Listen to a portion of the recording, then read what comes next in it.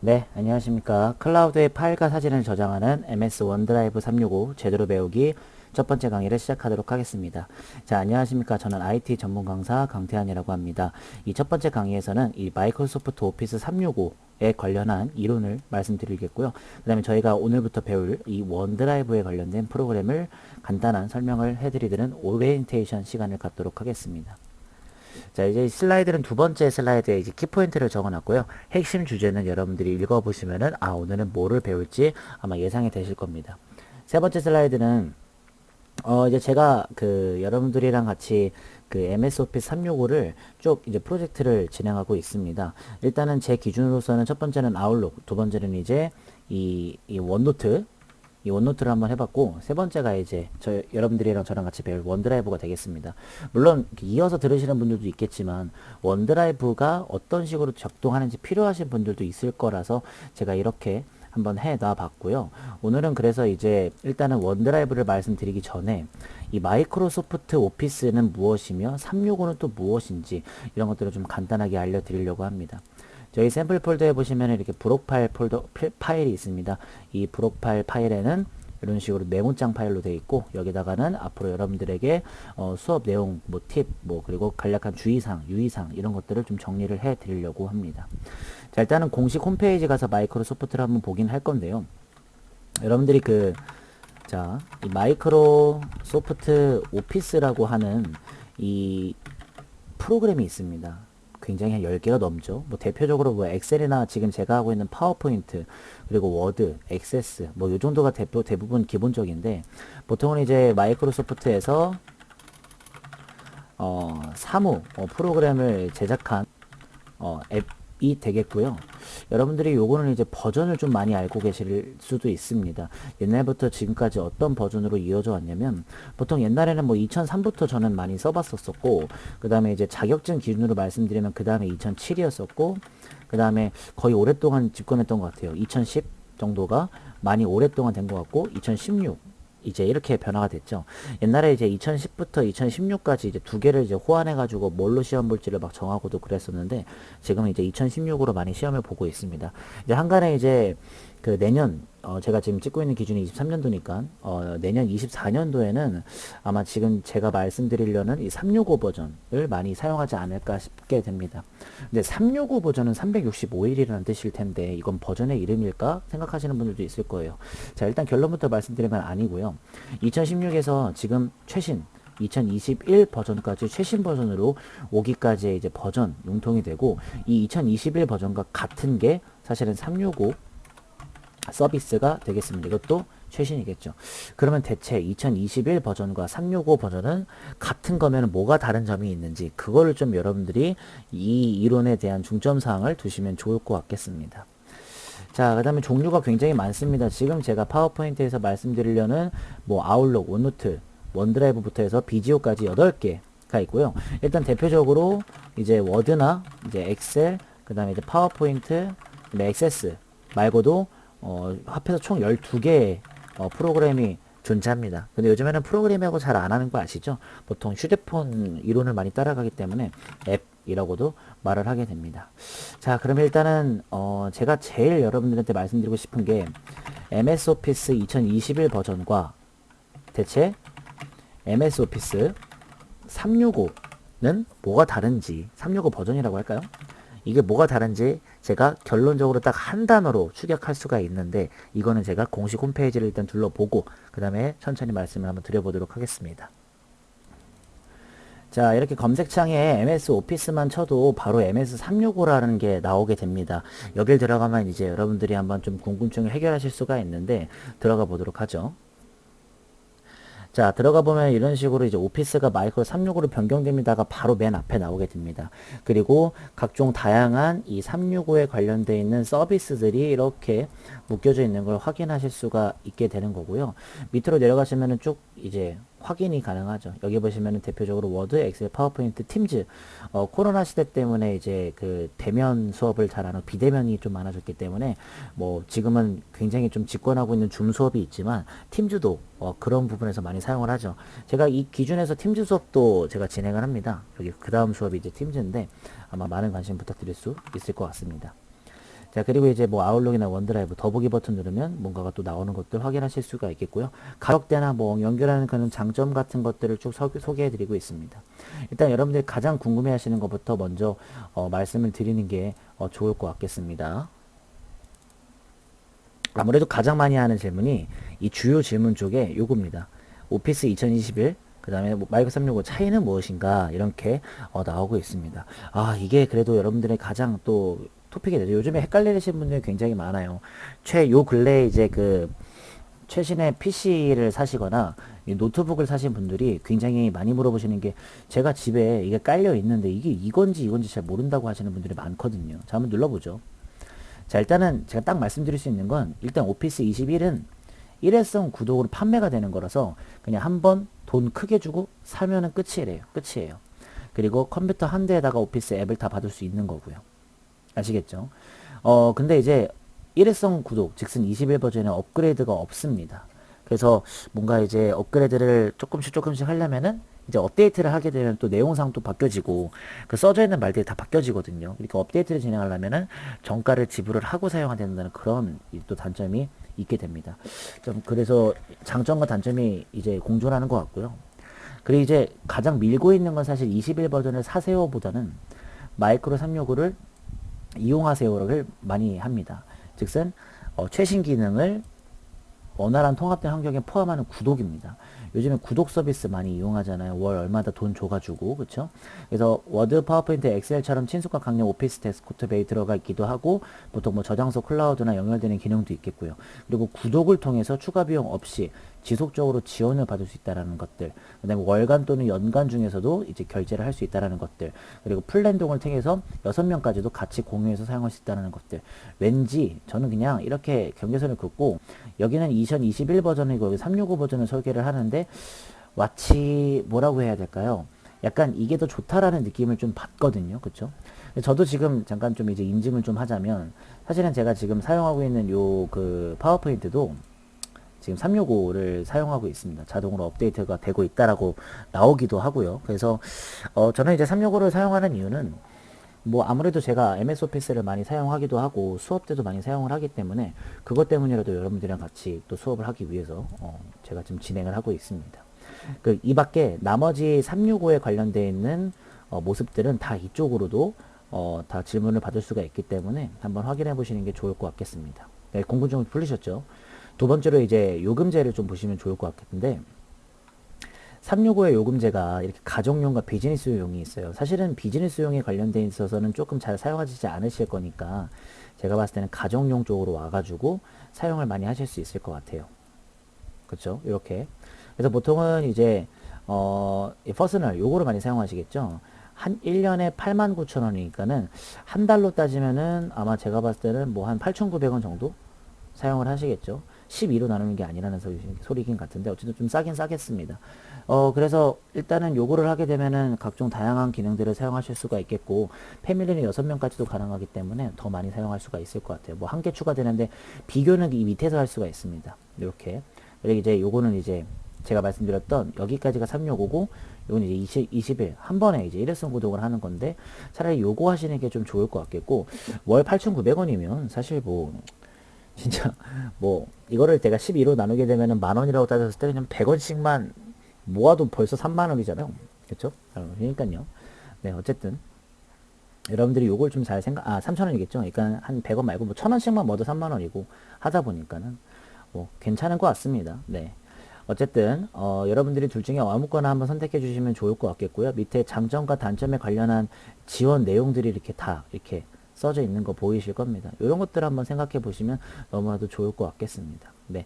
이 밖에 다른 가격대 관련해서는 이렇게 가정용, 뭐 비즈니스, 개인 학생용, 엔터프라이즈 좀 큰 사업에 관련되어 있는 것들을 좀 확인해 보시면 좋을 것 같겠고, 공식 홈페이지 설명을 여기까지만 드리면 괜찮을 것 같습니다.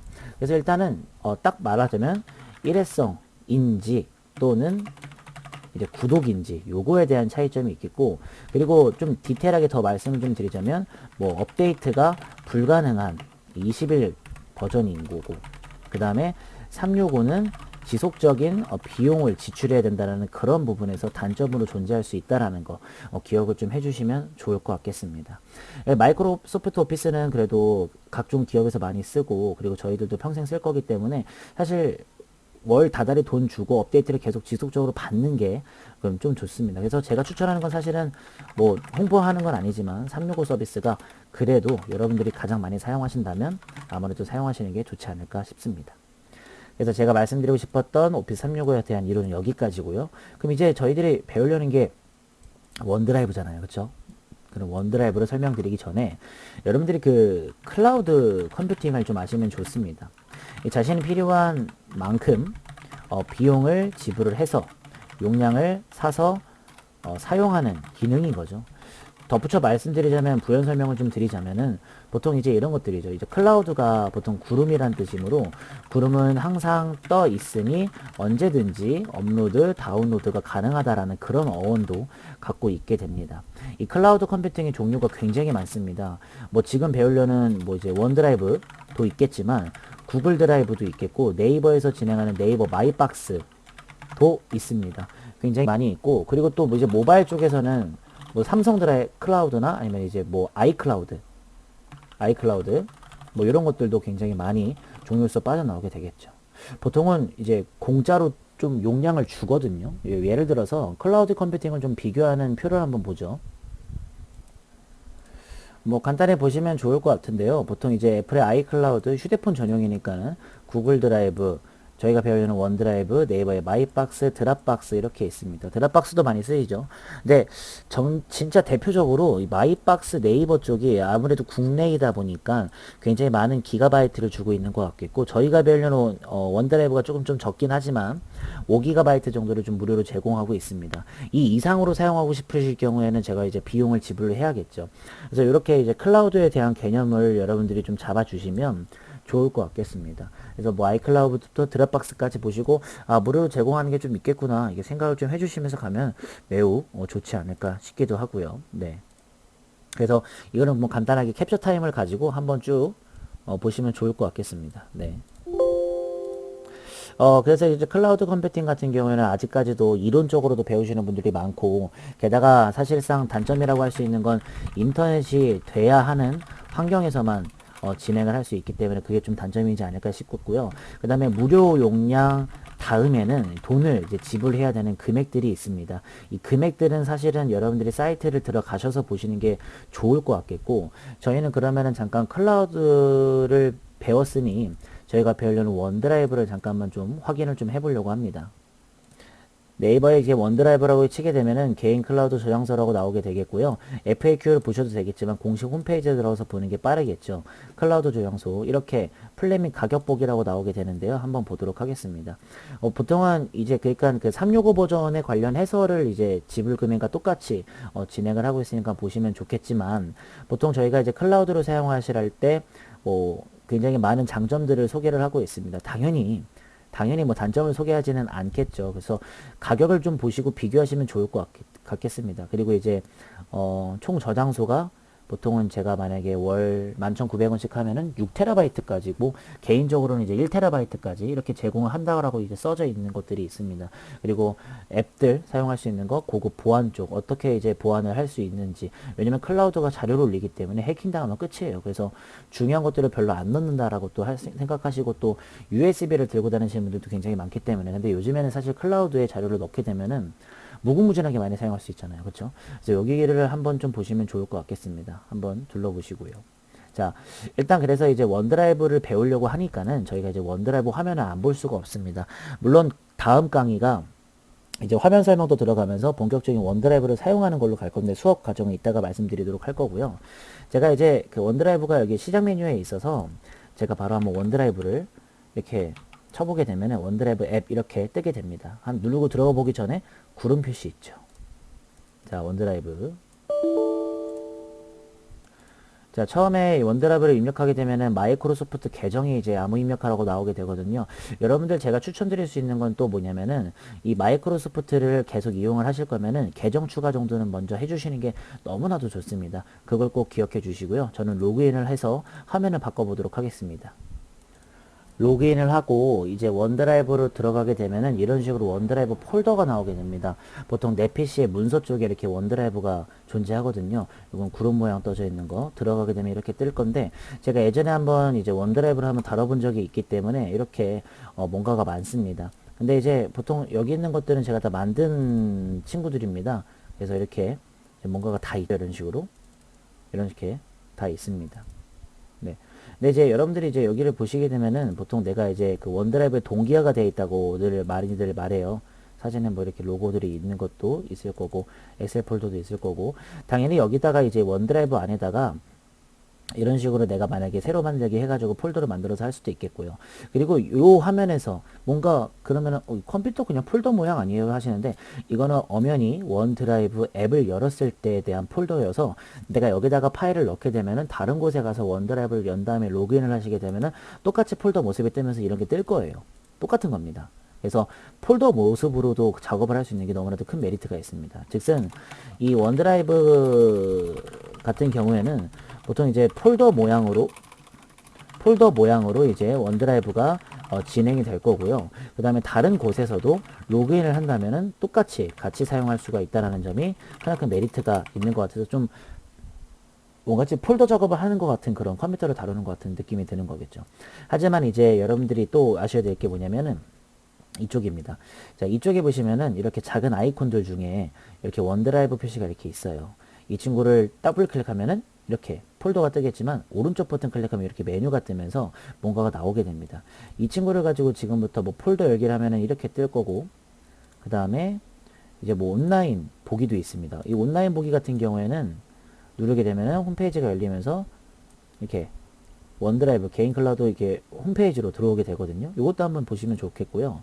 그 다음에 다시 한번 눌렀을 때 이렇게 여기죠. 온라인 보기도 업그레이드도 있겠고, 이건 돈 내는 거겠죠. 업그레이드는 사실상 휴지통 버리는 거 같고요. 그 다음에 이제 오른쪽 옆에 보면 설정에서 여기도 하는 것들도 있겠고요. 그래서 간단하게 화면 설명을 잠깐 들어봤거든요. 근데 여러분들이 보시면은 이건 뭐지라고 하시는데, 이건 제가 그냥 시험 삼아 넣어본 것들이기 때문에 설명을 드리기 위해서 잠깐 넣어본 거고요.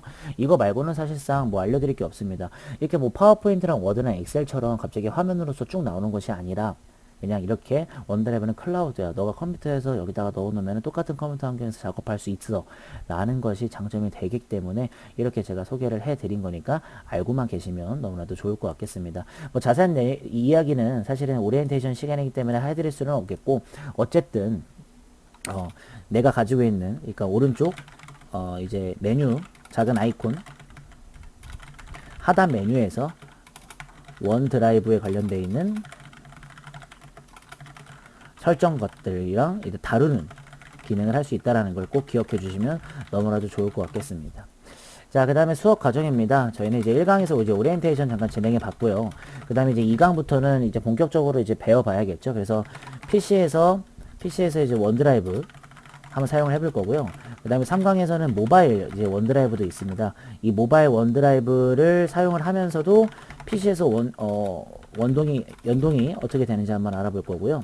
그리고 원드라이브 수업은 좀 짧습니다. 설명할 게 그렇게 많지 않아서 이제 원드라이브의 기타적인 모습 들을 알려드리면서 총 강의 수는 4강이 되겠습니다. 그럼 앞으로 남은 강의 수는 2, 3, 4겠고, 사실상 여러분들이 클라우드, 즉 원드라이브를 배우실 때 가장 주목해야 할 강의는 2, 3강이 되겠습니다. 그럼 다음 강의부터가 굉장히 중요하겠죠. 제가 어떻게 사용하는지 그 다음 강의에서 말씀드리도록 할 거니까 기대해 주시고, 조금 쉬셨다가 이 강을 들으셔도 되고, 아니면 그 다음날 들으시면서 또 원드라이브를 배우시면서 장점을 좀 파악하셔서 다른 클라우드랑 비교를 하신 다음에 사용하셨으면 좋겠습니다. 자, 저는 그러면은 2강으로 돌아오도록 하겠고요. 오늘 오리엔테이션은 여기까지 하도록 하겠습니다. 감사합니다.